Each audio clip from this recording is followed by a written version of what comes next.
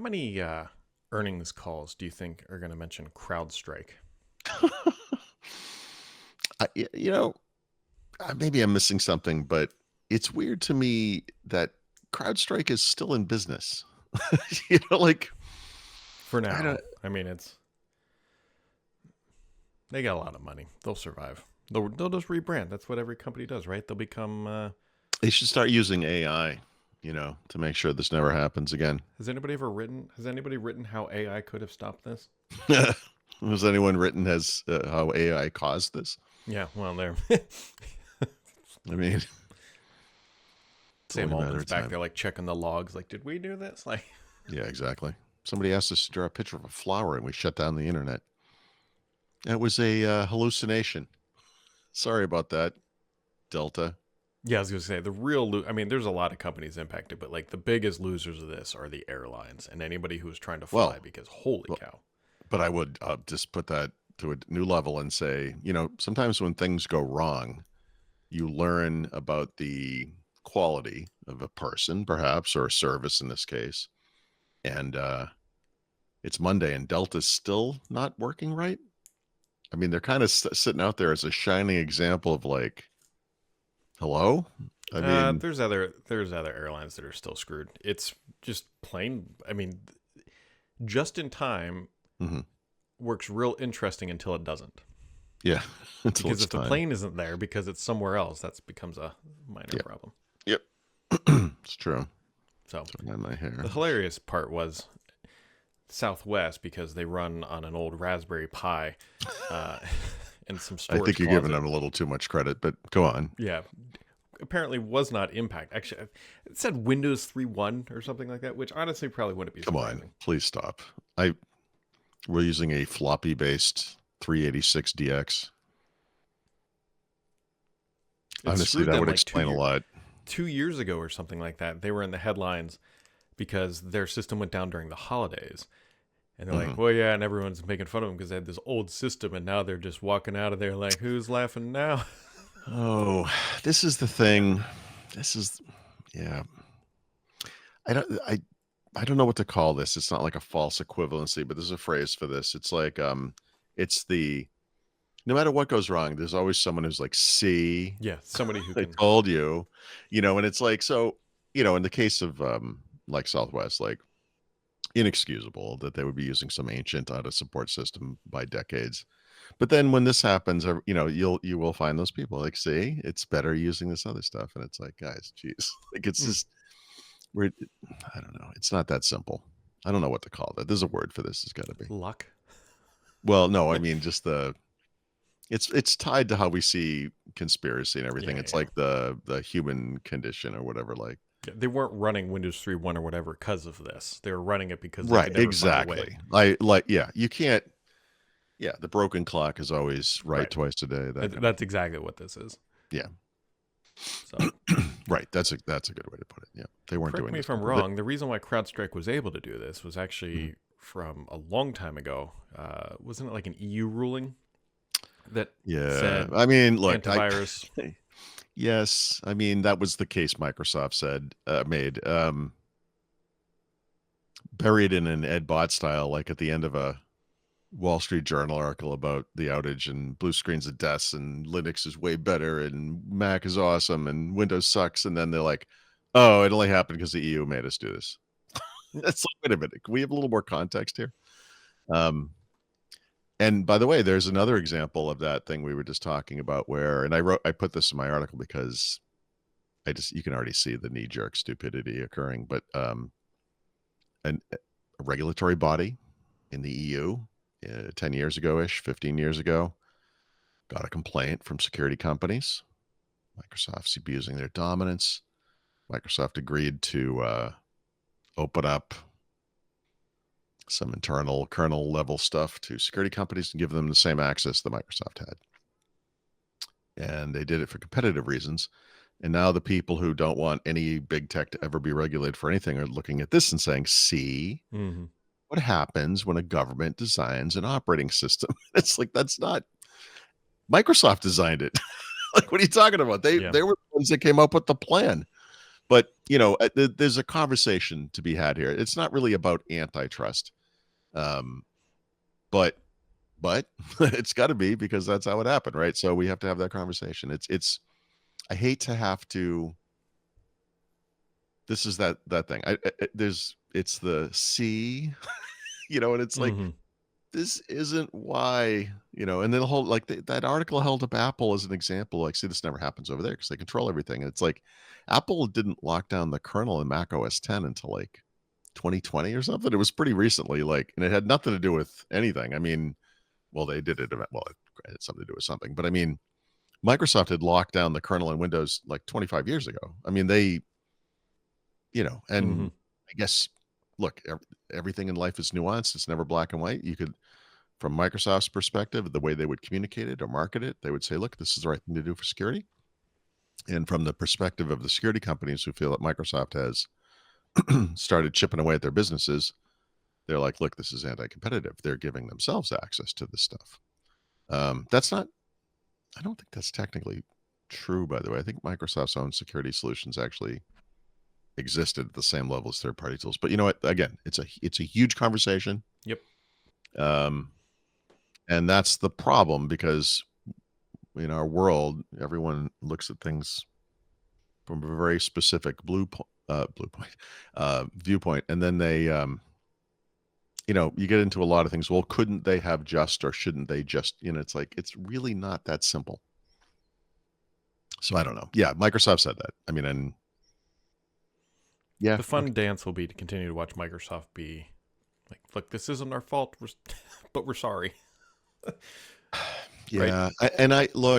Microsoft, they've always borne the brunt. We talked about this Friday, probably the brunt of the criticism. That's their role. Yeah. It's unfortunately. Um, I think from Microsoft's perspective, they should do what they do so often, and look at these other companies that are dominant now, like Apple and Google, and see how they handle this. Because I don't, malware appears on iOS. There's an app store. They have processes, whatever. It's a much more locked down ecosystem. Things still happen. I don't think anyone ever points the finger at Micro or Apple for anything, right? Like, except for the EU, but you know what I mean? Like, people don't think like, oh, frickin' Apple, that Microsoft, unfortunately, has this kind of rich history of security issues, but they came up out of a much more primitive era. This is the whole thing. I'm sorry. It's too complicated. It's like, this Yeah. is part of this conversation is the different approaches that Apple and Microsoft take to obsoleting technologies. Microsoft holds on to everything. There's a backward compatibility story. It's the key benefit of the platform. But the double-edged sword of that is that those things are vectors for, malware and other problems, vulnerabilities, whatever. And Apple super aggressively gets rid of things, which causes lots of problems. But there's also that benefit. So both these approaches have pros and cons. It's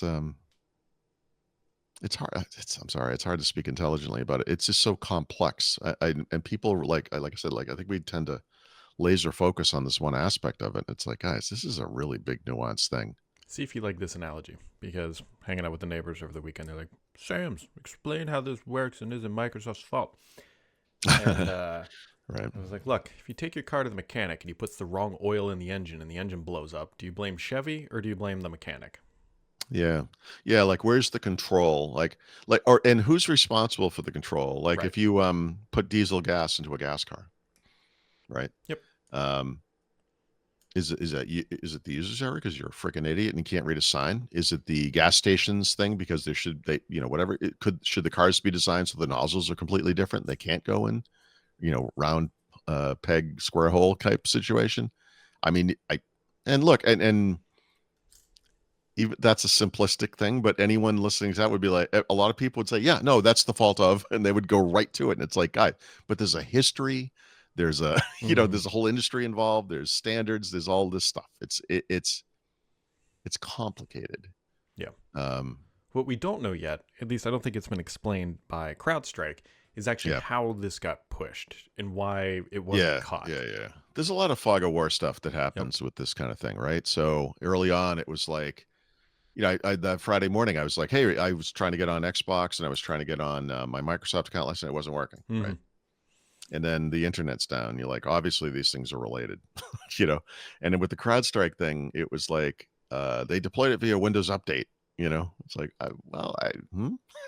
you know, like this is the thing again, and the whole thing, the whole nuance thing. I mean, to any individual, if you could be a reporter for the Wall Street Journal, you could be a tech blogger who actually knows what you're talking about for this stuff, but you hear about these things going out on Windows computers, and it's hard to unless you're in IT to understand that crowdsource, which has all these incredible big customers and whatever, they're deploying software in all kinds of different ways. But this thing pushed out an update. CrowdStrike, is that the name of it? CrowdStrike, yeah. Stupid name. It sounds like the name of a drone that kills a crowd of people at a church or something. Well, I mean, it killed a bunch of. Well, that's what I'm saying. It's like it's not a great name, but it's how was it deployed? You know, I feel like were there many vectors for this thing? I don't know. Some of that, there's a headline that's going around because it significantly underplays how this went out. It says only 8.5 million PCs impacted by CrowdStrike. When there's roughly 1.5 billion, we'll just say over a billion to be less than 1%. Yes. Yep. However, those 1% are all servers that are running the infrastructure for companies. That's right. This is this is why this is a great example of why the world isn't black and white, because when you could pick your little data point and say, see, it wasn't that bad. You know, when I talk about decision making, like you want to buy a new laptop, right? And so you have all these things to consider. You as an individual may value this aspect of a device more than I do, and I may value this other aspect of the device. Like I might care about battery life, and you might care about the thing folding in half so it can be like a tablet, you know. And you weigh those things; they're weighted, you know. So I would say in this case, yeah, it was literally true. It's a fact, I guess. You know, we'll accept that as a fact. 8.5%. Sounds like a small number, but no, it's 8.5 million, not percent. Oh, I'm sorry, 8.5 million, less than 1%, a tiny percentage. But 8.5% of the most critical, you know, I call it infrastructure, which makes it sound like it's back end cloud server stuff. A lot. I mean, some of it was right. It went out to Windows Server too, but the way we see it, the way it's in news stories, the way it's always in a photo of a blue recovery screen in an airport or whatever, is an actual Windows PC. Yep. Right. That's like a client computer, and yeah, your computers, my computers, everyone's computers listening who's at home, we're not impacted by this because CrowdStrike, I still have a hard time with that, is not injecting crap into consumer PCs. But it's just, you know, it's unfortunately. Well, and it's way more complicated too when it could be one physical server that's running 25 VMs, right? Yeah. Oh, yeah, for sure. Yep. Yeah, that's another instance of nuance, right?